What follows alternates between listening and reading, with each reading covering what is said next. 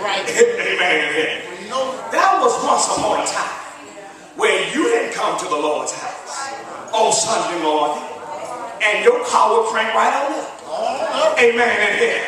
There have been some times in your past when you were the oppressor and God didn't annihilate you at that point.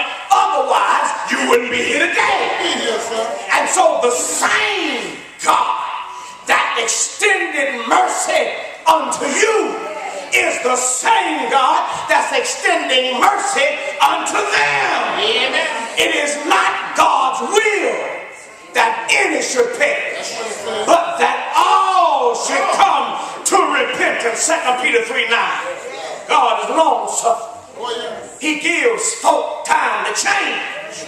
And so maybe the reason why God hasn't dealt with them in the way that you want him to deal with them, because God is giving them the same opportunity he gave to you. All right? Y'all understanding this?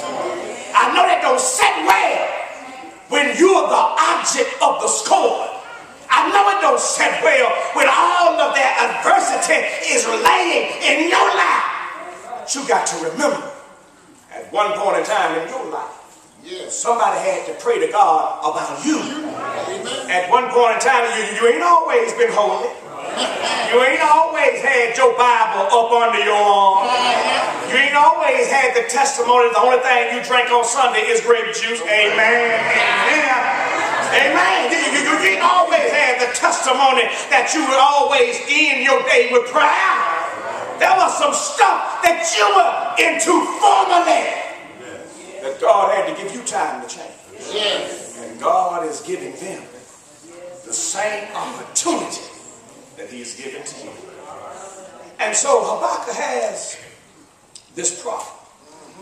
And did you not know that the best thing to do when you have a problem with the way God is dealing with something is to pray to God and ask him to help you understand what's going on. In our text, verse 2, Habakkuk prays to God and says, how long shall I cry and you will not hear? How long shall I cry even of violence and thou wilt not save? How long I got to stay down here, Lord?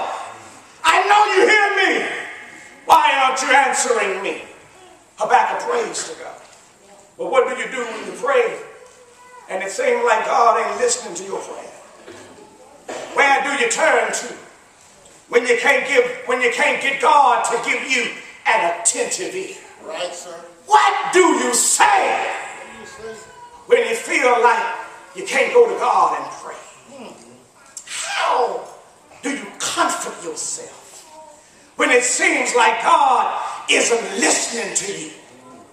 Brothers and sisters, in Luke chapter 18, beginning in verse number 1, the Lord encourages his disciples with a parable, saying that men ought always to pray and not to faint. In other words, don't ever get tired of praying. Don't ever get tired of knocking. Don't ever get tired of seeking. Don't ever get tired of asking. Jesus did say in Matthew 7:7, ask, and it shall be given. He did say, knock, and the door shall be open. He did say, seek, and ye shall find. But notice, he didn't say when. That's right. Amen. And here, he said knock, and the door will be open. He didn't say when the door was going to be open.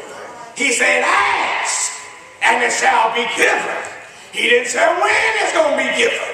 He did say seek, and you shall find. But he did not say when you were going to find it. The thing is, you got to keep on asking. You got to keep on knocking. You got to keep on seeking. Don't ever stop praying to God. Because in this very text, Jesus shows us God hears a persistent prayer. Didn't the Lord himself pray 3 times on one occasion? Father, if it be possible, let this cup pass. 3 times. Nevertheless, it's not my will, but thy will be done. The reason why you need to keep on praying is because you will eventually get the understanding that you need to hold on to his unchanging hand. Jesus said there was, verse 2 in a city, a judge which feared not God, neither regarded man. There was a widow in that city. She came unto him saying, avenge me of mine adversary. And he would not for a while. But afterwards he said within himself, though I fear not God, nor regard man, yet because this widow troubleth me, I will avenge her, lest by her continual coming she weary me. This little woman is wearing me out. I better go ahead and give her what she asking for.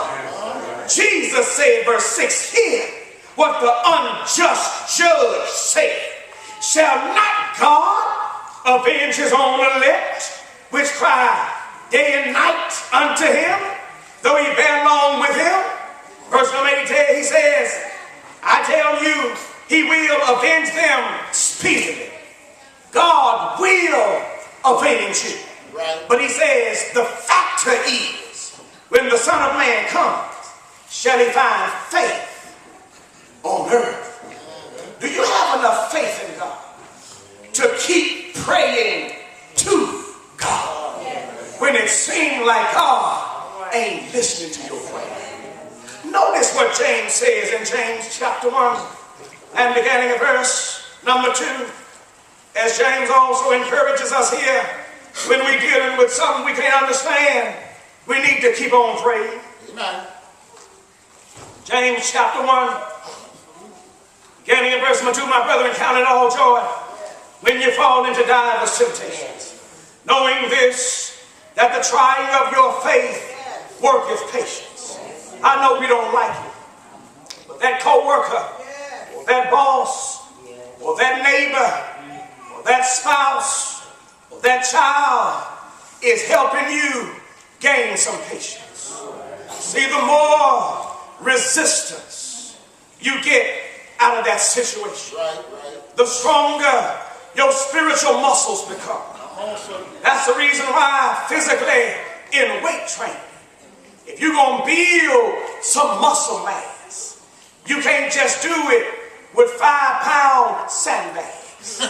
You got to put some weight on the bottom. You got to put something that's going to be heavy to you at first. And the more you work with it, the more you push it, the more you struggle with it, the stronger you become.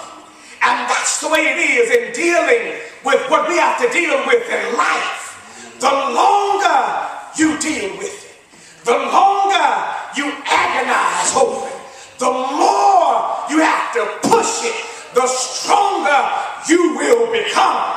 So James says, count it all joy, because the trying of your faith is going to work some patience.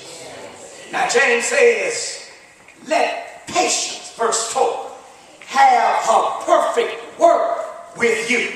In other words, you sit back and be patient so that patience can have her way with you. Because patience is going to do something for you that you can't do for yourself. Amen and amen. Patience is going to help you mature. Patience is going to help you get stronger. Actually, patience is going to prepare you for the next occasion, because there will be a next occasion. And whatever you learn from this occasion will prepare you for the next occasion. So James says, let patience work on you. I thought I ought to tell you that's the reason why God hadn't removed your burden yet, because he's allowing patience to have her way with you. God